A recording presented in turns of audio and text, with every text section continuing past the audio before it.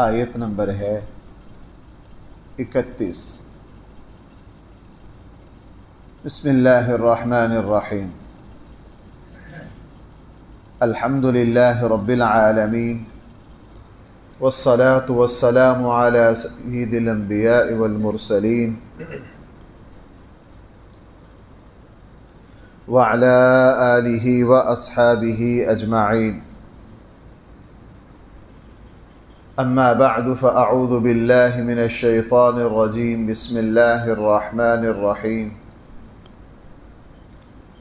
قل لعبادی الذین آمنوا یقیموا الصلاة وینفقوا مما رزقناهم سرا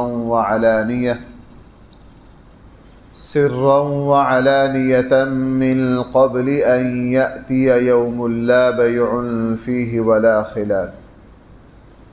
اللہ الذی خلق السماوات والأرض وأنزل من السماء ماء فأخرج به من الثمرات رزقا لكم وسخر لكم الفلك لتجري في البحر بأمره وسخر لكم الأنهار وسخر لكم الشمس والقمر دائبين وسخر لكم الليل والنهار وآتاكم من كل ما سألتموه وإن تعدوا نعمة الله لا تحصوها إن الإنسان لظلوم كفار۔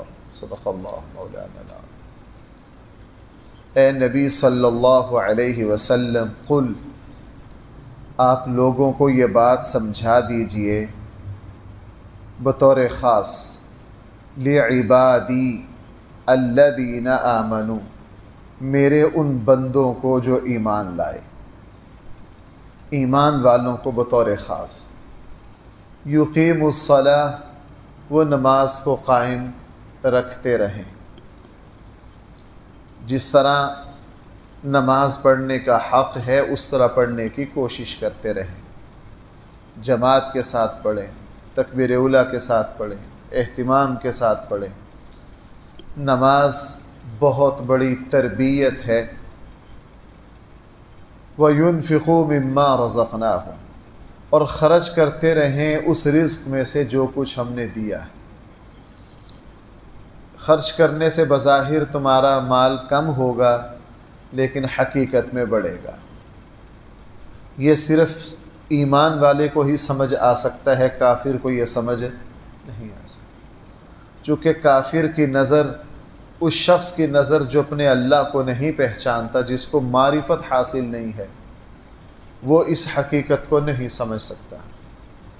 اس لیے فرمایا کہ جو کچھ ہم نے دیا ہے اس میں سے خرچ کرتے رہیں، یہ اللہ تعالیٰ کو پسند ہے، بلکہ یہ خرچ کرنا تمہارے کاروبار، اولاد، جائیداد، جو کچھ تمہارے پاس ہے اس کی حفاظت کا ذریعہ بنے گا، اس کی حفاظت کا ذریعہ بنے گا۔ اس خرچ کرنے سے تمہارے مال میں جو شر ہے اللہ اس کو ختم کر دے، اور تمہارا جو مال ہے وہ مفید سے مفید ہو جائے گا۔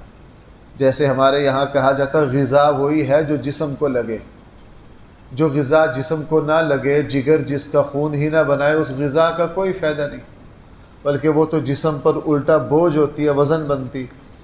بالکل اسی طرح یہ معاملہ ہے کہ اگر اپنے مال میں سے اللہ کے نام پہ خرچ کریں گے، وہ مال جسم کو، اولاد کو، عزت کو، صحت کو، ہر چیز کو لگے گا، اس سے فائدہ ہوگا۔ سرا وعلانیہ، خفیہ بھی اور اعلانیہ بھی۔ قرآن دو لفظ بولتا ہے کہ آپ خفیہ بھی خرچ کرو، اعلانیہ بھی خرچ کرو۔ اس سے پتہ یہ چلا کہ نہ اعلانیہ ہی اعلانیہ ہو اور نہ خفیہ ہی خفیہ ہو، دونوں کا کوئی نہ کوئی محل ہوگا جا کے۔ قرآن نے دو لفظ کیوں بولے؟ قرآن سیدھا سیدھا یہ کہہ دیتا جو ہم نے رزق دیا اس میں سے خرچ کر دو، سرا وعلانیہ، خفیہ بھی خرچ کرو اور اعلانیہ بھی خرچ کرو۔ اب کہاں خفیہ خرچ کرنا ہے، کہاں اعلانیہ خرچ کرنا ہے؟ سیدھی سیدھی بات ہے، جہاں ریاکاری مخلوق کو دکھانا مقصد ہو وہاں اعلانیہ خرچ کرنے کی اجازت ہی نہیں ہے۔ وہاں خفیہ خرچ کرو تاکہ شیطان تمہاری نیت میں خلل نہ پیدا کر دے۔ اور جہاں ریاکاری کا خطرہ نہ ہو وہاں اعلانیہ خرچ کر سکتے ہیں۔ اس لیے علماء نے فرمایا کہ جو فرض صدقات ہیں، زکوٰۃ وغیرہ، وہ علی الاعلان دے دینے چاہیے، اس سے دوسروں کو ترغیب بھی ہوتی۔ جو نفلی صدقات ہوں وہ خفیہ دینے چاہیے، ہاں یہ بات ذہن میں رکھیے کہ جس مال کے خرچ کرنے سے لوگوں کی واہ واہ سمیٹنی ہو، لوگوں میں مقبولیت، لوگوں میں اپنا مقام پیدا کرنا، لوگوں کو اپنی طرف متوجہ کرنا، وہ ریاکاری ہے، وہ اللہ کے لیے نہیں ہے۔ سرًا وعلانیہ، اللہ تعالیٰ اسی پر اجر دیں گے بھائی جو کس کے لیے ہے، جہاں مخلوق کا کوئی لینا دینا نہیں ہے۔ اسی لیے حدیث میں کیا آتا ہے، دیکھو بھائیو، جہنم کی آگ کو کافر سے نہیں بھڑکایا جائے گا، اس سخی سے بھڑکایا جائے گا جس نے واہ واہ سمیٹنے کے لیے، اپنی مقبولیت کے لیے، اپنی شہرت کے جھنڈے گھاڑنے کے لیے، لوگوں سے اپنی تعریفیں کروانے کے لیے جس نے مال خرچ کیا، حدیث میں ہے اس شخص کو سب سے پہلے جہنم میں پھینکا جائے گا۔ اس لیے خفیہ دینے میں بھی، اعلانیہ دینے میں بھی کوئی حرج نہیں اگر نیت ٹھیک ہے۔ خفیہ مال خرچ کرنے میں اور اعلانیہ خرچ کرنے میں کوئی حرج نہیں بھائی اگر نیت ٹھیک ہے۔ اگر صرف اللہ کے لیے دیے جا رہا پھر علی الاعلان بھی دو، کوئی حرج نہیں۔ صحابہ اکرام نے علی الاعلان بھی بہت کچھ دیا لیکن اخلاص کے ساتھ۔ اگر اخلاص نہیں ہے تو بھائی پھر یہ جو دینا ہے یہ الٹا تباہی کا سبب بنے گا۔ حدیث میں ہے کہ ایسے شخص کو جہنم میں پھینکا جائے گا۔ من قبل، اس سے پہلے، ان یاتی یوم، کہ قیامت کا ایسا دن آ جائے، لا بیع فیہ ولا خلال، جس میں نہ کوئی تجارت ہوگی نہ کوئی جگری دوست ہوگا جو مدد کر سکے۔ انسان دوسروں سے جو مدد لیتا ہے اس کی بہت ساری شکلیں ہیں، زیادہ تر شکلیں دنیا میں دو ہیں۔ کاروبار کے ذریعے انسان اب سرمایہ اکٹھا کرتا ہے اور مشکل میں یار دوست کام آتے ہیں۔ فرمایا کہ یہ جو نفع کی جتنی شکلیں ہیں ان میں سب سے زیادہ نفع والی یہ دو ہیں۔ جب قیامت والے دن یہ دو ہی نہیں ہوں گی تو یہ علامت ہوگی کہ بقیہ بھی نہیں ہوں گی۔ جس دن لا بیع فیہ، وہاں کوئی تجارت، کوئی دوستی کام نہیں آئے گی، وہاں کام آنا ہے اخلاص نے، وہاں کام آنا ہے ایمان نے، وہاں کام آنا ہے نیک عمل نے۔ جب تمہارے پاس یہی کچھ نہیں ہے تو جناب اس دن میں وہ دنیا ہی اور ہے۔ میں اکثر ایسے موقع پر مثال دیا کرتا ہوں، جس طرح ہمارے یہاں ملک تبدیل ہونے سے کرنسی تبدیل ہوتی ہے کہ ایک ملک پاکستان کی کرنسی سعودیہ میں جا کے نہیں چل سکتی، چلو کم سے کم سعودیہ میں ہم اتنا تو کر سکتے ہیں کہ وہاں تبدیل تو کروا سکتے ہیں، لیکن آخرت کا جب جہان تبدیل ہوگا وہاں تو بھائی یہاں کی کرنسی تبدیل بھی نہیں ہو سکتی، وہاں کی تو کرنسی ہی کچھ اور ہے۔ وہاں کی کرنسی ایمان ہے، اخلاص ہے، نیک عمل ہے، دنیا کا سکہ وہاں ہرگز نہیں چلے گا۔ آگے قرآن کریم نے اللہ جل جلالہ کی صفات اور اللہ کی کچھ میرے اور آپ پر جو نعمتیں ہیں ان کا ذکر کیا۔ فرمایا اللہ الذی، اللہ وہ ذات ہے، خلق السماوات والارض، جس نے آسمانوں کو اور زمین کو پیدا کیا، وانزل من السماء ماء، اور آسمان سے پانی اتارا، آسمان سے پانی اتارا بارشوں کی شکل میں، نمی کی شکل میں۔ آسمان سے اللہ جل جلالہ نے پانی اتارا اور یہ پانی تمہاری سب سے بڑی ضرورت ہے، یہ پانی تمہاری سب سے بڑی ضرورت ہے اور اسی سے سارا نظام چلتا ہے۔ اور اگر پانی حد سے زیادہ بڑھ جائے تو پھر سیلاب کے خطرات پیدا ہو جاتے ہیں، جس طرح ہمارے یہاں۔ اگر پانی کم ہو جائے تو پھر جناب خشک سالی آ جاتی ہے، اعتدال کے ساتھ۔ فَأَخْرَجَ بِهِ مِنَ الثَّمَرَاتِ، اللہ تعالیٰ پھر اس پانی کے ذریعے طرح طرح کے پھل پیدا کرتے ہیں، رزقا لکم، تمہارے کھانے کے لیے۔ اگر اللہ تعالیٰ اپنے غیبی نظام میں تھوڑی سی تبدیلی کر دے تو ساری دنیا مل کے اس کمی کو پوری نہیں کر سکتی۔ اس مرتبہ واللہ عالم عملی صورتحال کیا ہے؟ ماہرین نے پہلے کہہ دیا تھا کہ اس مرتبہ جو آم آئے گا اس میں مٹھاس کم رہے گی۔ کیوں؟ بارشیں جلدی شروع ہو گئیں، بارشیں جلدی شروع ہو گئیں۔ اب یہ جو مٹھاس کی کمی رہ گئی اس کو ساری دنیا کے ڈاکٹر مل کے پورا نہیں کر سکتے۔ اللہ تعالیٰ اپنے نظام میں ہلکی سی حرکت پیدا کر دے نا تو نتیجہ کہاں سے کہاں جاتا ہے، نتیجہ کہاں سے کہاں جاتا ہے۔ اللہ تعالیٰ موسموں میں تھوڑی سی تبدیلی کر دے تو بات کہاں سے کہاں پہنچ جائے گی۔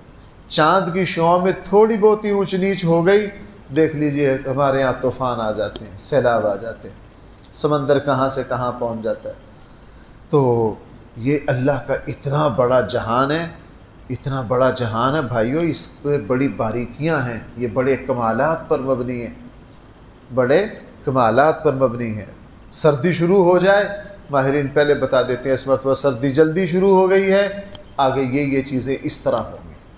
پھر بندہ کہتا اچھا ابھی دیکھو کبھی اس طرف توجہ ہی نہیں گئی کہ جناب گرمی اگر اپنے وقت پر شروع ہو تو پھلوں کی مٹھاس ٹھیک رہتی ہے، اگر گرمی میں تھوڑا اس کا جو وقت ہے، اس کا جو شیڈول ہے وہ تبدیل ہو جائے تو مٹھاس میں کمی۔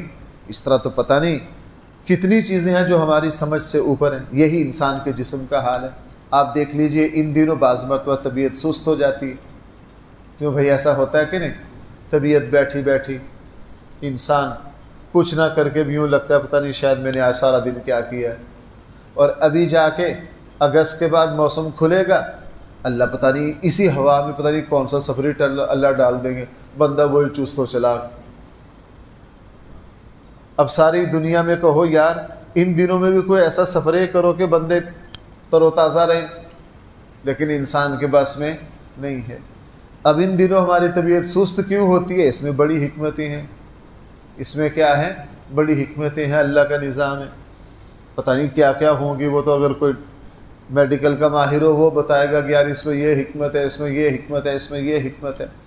اس لیے قرآن کریم فرما رہا ہے وَأَنزَلَ مِنَ السَّمَاءِ مَاءً، ہم آسمان سے پانی اتارتے ہیں، فَأَخْرَجَ بِهِ مِنَ الثَّمَرَاتِ، پھر ہم اگاتے ہیں اس کے ذریعے بہت سارے پھل، رزقا لکم، تمہارے کھانے کے لیے، وَسَخَّرَ لَكُمُ الْفُلْكَ، اور اللہ تعالیٰ نے مسخر کر دیا تمہارے لیے، کام میں لگا دیا، تمہاری خدمت میں لگا دیا، فُلْكَ، کشتیوں کو، لِتَجْرِيَ فِي الْبَحْرِ بِأَمْرِهِ، وہ سمندر میں چلتی ہیں اللہ کے حکم سے۔ اس کا تو بھائی کسی سمندر پر سفر کرنے والے سے پوچھو، سمندر کے اوپر کتنے کتنے بڑے جہاز چل رہے ہیں، اور وہ صرف اللہ کے رحم و کرم پر ہے۔ وہ بھائی صرف کیا ہیں؟ یہ چند دن پہلے وہ ڈالروں کے ڈالر خرچ کرنے والی ایک چھوٹی سی آبدوز ڈوبی ہے، اس کا کتنا خرچ تھا، اس کا کتنا خرچ تھا، کیا کیا انتظام تھا، اللہ کے نظام نے ایک حرکت دی، سارا کچھ وہیں کا وہیں رہ گیا۔ بڑے بڑے جہاز، بڑے بڑے جہاز سمجھتے ہیں کہ ہم اپنے بل بوتے پر چل رہے ہیں، ہلکی سی ہوا میں تبدیلی آتی ہے، جان کے لالے پڑ جاتے ہیں، جان کے لالے۔ قرآن نے کافروں کے بارے میں ویسے ہی کہا تھا فَإِذَا رَكِبُوا فِي الْفُلْكِ دَعَوُا اللَّهَ مُخْلِصِينَ لَهُ الدِّينَ۔ کچھ عرصہ پہلے میں نے ایک مضمون دیکھا تھا ایک صاحب کا، انہوں نے سمندر پر ساری بڑا کام، انہوں نے کہا جناب ہم جب سمندر پر سفر کرتے تھے ہمارے ساتھ کمیونسٹ، بے دین، جو دین کو مانتے ہی نہیں تھے، کہنے لگے ہمارے ساتھ کچھ اس طرح کے چائنا کے لوگ جو تھے وہ ہمارے ساتھ کام کرتے تھے، ہم ایک جگہ سفر کر رہے، اچانک طوفان آ گیا، اچانک طوفان آ گیا، کہنے لگے وہ ہمیں یوں کہنے لگے کہ یار تم چھوڑ کے وہ جو کونے میں بیٹھ کے جو کچھ کرتے ہو نا وہ کرو، تم یہ چھوڑ کے کونے میں بیٹھ کے جو کرتے ہو وہ کرو۔ کہنے لگے اب ان کو یہ بھی پتہ نہیں ہے کیا کرتے ہیں، کہنے لگے جب بھی کوئی مشکل آتی تو وہ ہمیں اہم ڈیوٹی سے، جو ان کا جو کیپٹن تھے وہ چائنا کے تھے جو پورے اس کے سسٹم کو چلاتے، وہ ہم مسلمانوں کو کہتے یار کام چھوڑ کے وہ جو تم نیچے منہ کر کے کرتے ہو نا وہ کرو۔ ہم بعد میں انہیں پوچھتے یار یہ نیچے منہ کر کے جو ہم کرتے ہیں اس سے کیا ہوتا ہے؟ کہنے لگے اس سے ہم جلدی طوفان سے نکل آئیں۔ انسان حقیقت کو جھٹلاتا، خدا تو اندر ہے نا بھائی، کیا ہے؟ خدا تو اندر ہے۔ وَفِي أَنفُسِكُمْ أَفَلَا تُبْصِرُونَ، اللہ کی ذات تمہارے اندر موجود ہے، تم دیکھتے نہیں، تم دیکھتے نہیں ہو۔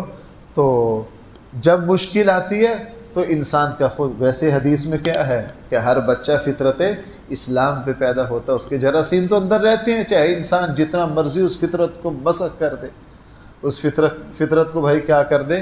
مسخ کر دے۔ وَسَخَّرَ لَكُمُ الْأَنْهَارَ، اللہ جل جلالہ نے تمہارے سامنے نہروں کو مسخر کر دیا، زمین پہ پانی چل رہا ہے۔ اگر اللہ جل جلالہ یہ نہری نظام ختم کر دیں تو خطے کے خطے بھائی صحراؤں میں تبدیل ہو جائے۔ عرب دنیا میں دیکھ لیجئے، ہمارے یہاں بلوچستان میں دیکھ لیجئے، بلوچستان میں ہمارے یہاں ایک طالب علم پڑھتے تھے پہلے، انہوں نے کہا جی ہمارا پورا علاقہ بنجر کا بنجر ہے، ابھی حکومت نے ڈیرہ اسماعیل خان سے آگے بڑی دور تک ایک نہر نکالی ہے، اس سے پورا علاقہ آباد ہو گیا، اس سے پورا علاقہ کیا ہو گیا؟ آباد ہو گیا۔ یہ جو نہریں ہیں زمین پر، ماہرین نے فرمایا ان کی مثال اس طرح ہے جس طرح جسم میں چلنے والی بھائی کیا ہیں؟ رگیں، خون کی رگیں۔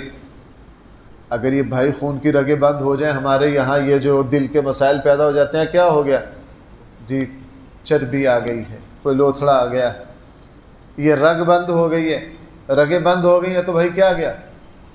انسان کا بیڑا غرق ہو گیا۔ یہ جو منشیات استعمال کرتے ہیں ان کا بیڑا غرق کیا ہوتا ہے؟ منشیات کے ذریعے ان کے اندر کی رگیں سکڑ گئی، اور جب وہ حد سے زیادہ سکڑ جاتی ہیں خون کی حرکت بند ہو جاتی ہے، موت ہو گئی۔ بالکل یہ جو زمین پر پانی کے چشمے، ندیاں، دریا، نہریں جاری ہیں، یہ وہ زمین کا خون ہے جو زمین کے اندر چل رہا ہے، اور اسی سے علاقے کے علاقے آباد ہیں۔ وَسَخَّرَ لَكُمُ الْأَنْهَارَ وَسَخَّرَ لَكُمُ الشَّمْسَ وَالْقَمَرَ دَائِبَيْنِ، تمہارے لیے مسخر کر دیا، تمہاری خدمت میں لگا دیا سورج کو اور چاند کو، مسلسل اپنی ترتیب سے آگے پیچھے آ رہے ہیں، اپنے اپنے فرائض انجام دے رہے ہیں، اپنی اپنی ڈیوٹیاں انجام دے رہے ہیں۔ اب تو بھائی دیکھ لیجئے، اب تو انسان کے تجربات نے بتا دیا۔ ہمارے یہاں جو سولر سسٹم ہے بھائی، یہ جو سولر ہے یہ تھوڑی بجلی پیدا کرتا ہے، یہ تو کیا لیتا ہے؟ سورج سے طاقت لیتا ہے۔ اب اسے سمجھ میں آ گیا سورج میں طاقت کتنی ہے۔ انسان کے جسم کی طاقت کی بہت ساری ادویات سورج کی شعاؤں سے بن رہی ہیں، سورج کی شعاؤں سے۔ اس سے پتہ یہ چلا کہ سورج توانائی پوری دنیا میں بکھیر رہا ہے، طاقت دے رہا ہے، درختوں کو دے رہا ہے، جانوروں کو دے رہا ہے، سبزے کو دے رہا ہے، پھلوں کو دے رہا ہے، انسانوں کو دے رہا ہے۔ اگر سورج نہ نکلے تو ان پورے جانداروں کے پٹھے جام ہو جائیں، انسان بے جان ہو جائے، بھائی انسان کیا ہو جائے۔ لیکن یہ ہماری نادانی ہے، ہمیں یہ تو سمجھ میں آتا ہے کہ اس کے پیچھے ہماری وائرنگ ہے، تاریں ہیں، اور پیچھے بورڈ ہے، میٹر ہے، پھر میٹر کا تعلق ٹرانسفارم سے ہے، پھر اس کا بڑے گریڈ اسٹیشن سے ہے۔ بھائی یہ ہمیں سمجھ آتا ہے کہ نہیں؟ لیکن اپنے آپ کی چارجنگ نہیں سمجھ آتی کہ ابھی سورج نکلے گا، چارجنگ کہاں سے کہاں جائے گی، چاند کہاں سے کہاں۔ ہم سمجھتے ہیں ہم خود چل رہے ہیں، وہی نا انسان جو میں کئی مرتبہ عرض کرتا ہوں، علامہ ابن قیم کی بات ہو مجھے بڑی یاد آتی ہے کہ انسان ساری مخلوق کو سمجھ لے گا لیکن اپنے آپ کو سمجھنے کی زحمت نہیں کرتا۔ یہ سمجھ لے گا کہ یہ بجلی کیا ہے، اس میں یہ مثبت ہے، یہ منفی ہے، اس کو یوں ملانے سے یوں ہو گیا، اپنے آپ کو نہیں سمجھے گا، اپنے آپ کو نہیں سمجھے گا۔ حالانکہ کائنات میں بھائی سب سے بڑا اللہ کی قدرت کا شاہکار کون ہے؟ انسان ہے، سب سے بڑا شاہکار انسان ہے۔ وَسَخَّرَ لَكُمُ الشَّمْسَ وَالْقَمَرَ دَائِبَيْنِ، اللہ تعالیٰ نے چاند اور سورج کو تمہاری خدمت میں لگا رکھا ہے۔ وَسَخَّرَ لَكُمُ اللَّيْلَ وَالنَّهَارَ، اللہ تعالیٰ نے تمہارے لیے رات اور دن کو بھائی کیا کر رکھا ہے؟ مسخر۔ رات آتی ہے، دن آتا ہے، رات کچھ برکتیں لاتی ہے، دن کچھ برکتیں لاتا ہے۔ اس وقت پوری دنیا میں اس پر بڑی بحث ہو رہی ہے کہ انسانوں کی عمریں کم کیوں ہو رہی۔ آپ حضرات میں سے جو 50-60 سے اوپر کے ہیں نا، ان سے پوچھئے انہوں نے اپنے بچپن میں 100 سال والے کتنے دیکھے؟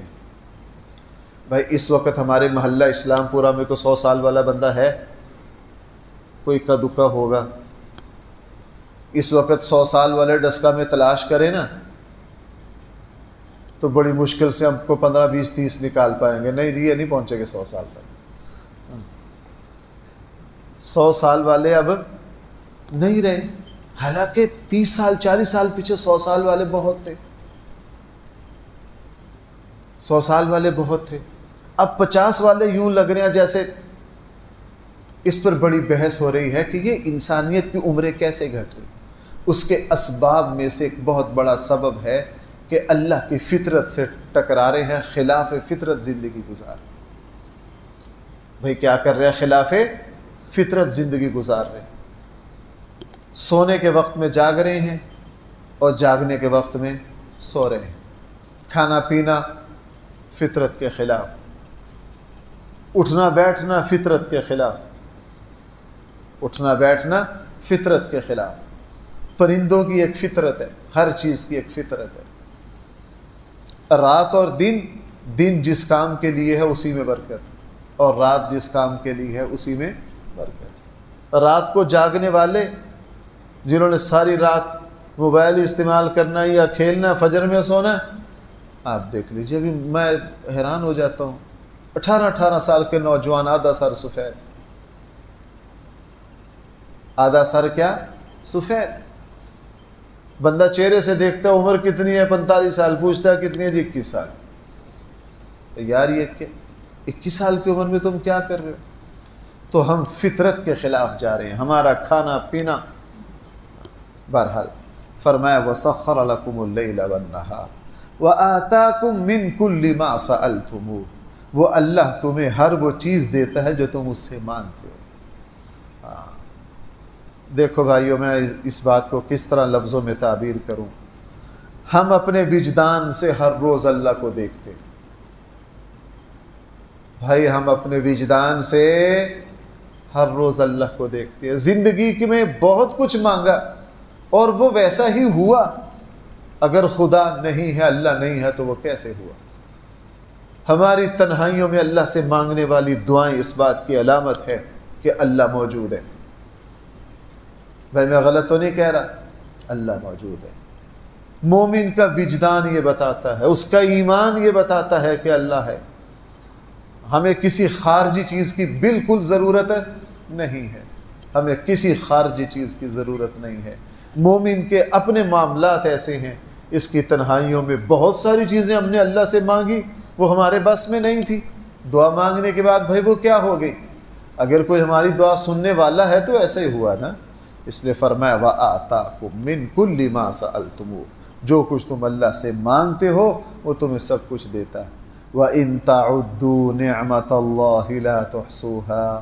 اگر تم اللہ کی نعمتوں کو شمار کرنا چاہو تو شمار کرنے ہی تمہارے بس میں نہیں ہے، تو اوپر تم شکر کیا ادا کرو گے. لیکن جیسا کیسا ہے تم شکریہ ادا کرتے رہو. میں ایسے موقع پر داؤد علیہ السلام کا وہ ارشاد سنایا کرتا ہوں. حضرت داؤد علیہ السلام نے کیا عرض کیا تھا؟ اللہ میں تو آپ کی نعمتوں کا شکریہ ادا نہیں کر سکتا. اللہ تعالیٰ نے فرمایا تھا داؤد یہ اعتراف کہ میرے اللہ تیری نعمتیں زیادہ ہیں، میں ان کا شکریہ ادا، یہ اعتراف ہی شکر ہے. بس ہم یہی مان لیں کہ اے میرے اللہ مجھ پر اور آپ کے اتنے انعامات ہیں کہ ہم ساری زندگی شکریہ ادا کرتے رہیں، ہم اس کا شکریہ ادا نہیں کر سکتے. وَإِن تَعُدُّوا. اگر تم شمار کرو نعمت اللہ کی نعمتوں کو، لا تحصوها، تو ان کو شمار نہیں کر سکتے. ان الانسان لظلوم کفار. بے شک انسان جو ہے یہ ظالم بھی ہے، ناشکرہ بھی ہے. یہاں ظالم جو ہے وہ کس معنی میں ہے؟ ظالم اس معنی میں ہے کہ نعمتیں اللہ کی استعمال کرتا ہے اور ان کو منسوب کسی اور طرف کرتا ہے. نعمتیں بھائی کس کی استعمال کرتا ہے؟ اللہ کی. اور ان کی نسبت کس کی طرف کرتا ہے؟ دوسری طرف کرتا ہے. فضل اللہ کا ہوتا، کہتا ہے میری محنت کا نتیجہ ہے. لیتا اللہ سے ہے، اس کو کہتا ہے جناب میں نے یوں کیا، میں نے فلاں کیا، میں نے فلاں کیا. یہ زیادتی ہے. ظلم کہتے ہیں جس کا جو حق ہو اس کو نہ دینا. وضع الشیء بغیر محلہ. یہ ظلم ہے. کسی چیز کو حقدار کو حق نہ دینا، یہ ظلم ہے. حقدار کو حق نہ دینا. تو تو ہمارے پاس جو کچھ ہے یہ اللہ کا دیا ہے، اللہ تعالیٰ کی طرف نسبت نہ کرنا یہ ظلم ہے۔ اس لیے قرآن نے یہاں ظلم کا لفظ استعمال کیا، ان الانسان لظلم، انسان جو ہے یہ ظلم کرتا ہے، یہ بے انصافی کرتا ہے، کفار، یہ اپنے اللہ کی بہت زیادہ ناشکری کرتا ہے۔ اللہ تعالیٰ ناشکری سے ہم سب کی حفاظت فرمائے۔ الحمدللہ رب العالمین، والصلاة والسلام على سيد الأنبياء والمرسلين وعلى آله واصحابه أجمعين. ربنا آتنا في الدنيا حسنة وفي الآخرة حسنة